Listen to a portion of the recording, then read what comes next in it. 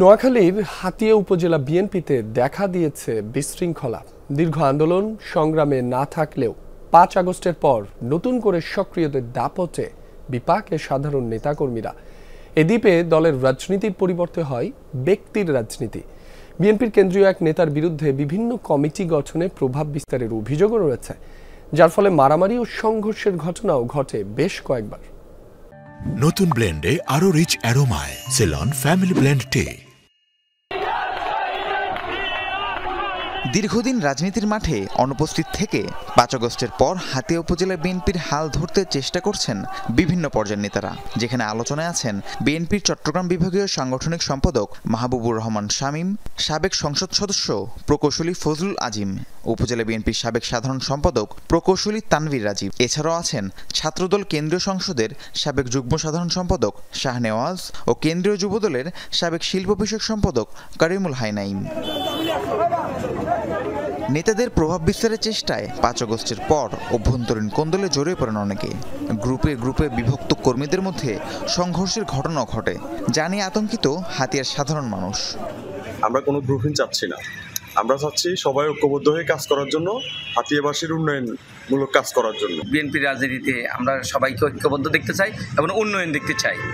অভিযোগ আছে নেতৃবৃন্দের সবাই হাতিয়ার বাইরে থেকে স্থানীয় রাজনীতিতে কলকাঠি নাড়ান।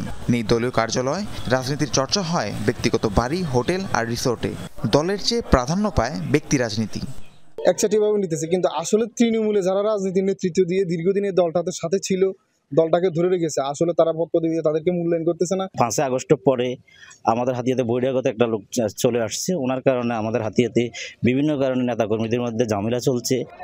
সাম্প্রতিককালে ছাত্রদল ও যুবদলের আহ্বায়ক কমিটির বঞ্চিতদের মাঝে বিরাজ করছে অসন্তোষ। কেন্দ্রীয় সাংগঠনিক সম্পাদক মাহবুবুর রহমান শামীম পছন্দের লোকদের পদায়নে ভূমিকা রেখেছেন। অঙ্গ সংগঠনের কাউন্সিল ছাড়া কমিটি ঘোষণায় তৃণমূলের ক্ষোভ কেন্দ্রের প্রতিও। হাতিয়া উপজেলা বিএনপির কমিটিতেও ত্যাগীদের মূল্যায়ন হবে কিনা তা এখন কর্মীদের বড় প্রশ্ন। আন্দোলন সংগ্রামে ছিল কিনা ন্যূনতম ওই ক্রাইটেরিয়া মেনটেন না কইরা একটা লিস্ট দিয়ে দেয় কেন্দ্রে বা জেলাতে তাদের নিজস্ব লোকগুলার, ওইটা ওদেরকে কমিটি দিয়ে দেয়। যিনি আসে উনি বলতেছে যে আমরা কোনো ভাইয়ের রাজনীতি হবে না, কিন্তু ওই একদিন পর দেখা যায় যে উনি ওনার নামে আবার স্লোগান হচ্ছে।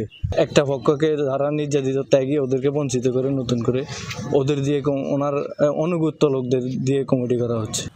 বিভিন্ন গ্রুপে বিভক্ত নেতৃবৃন্দ বলছেন তাদের পছন্দের ভাইয়ের নেতৃত্বে স্থানীয় বিএনপি ঐক্যবদ্ধ।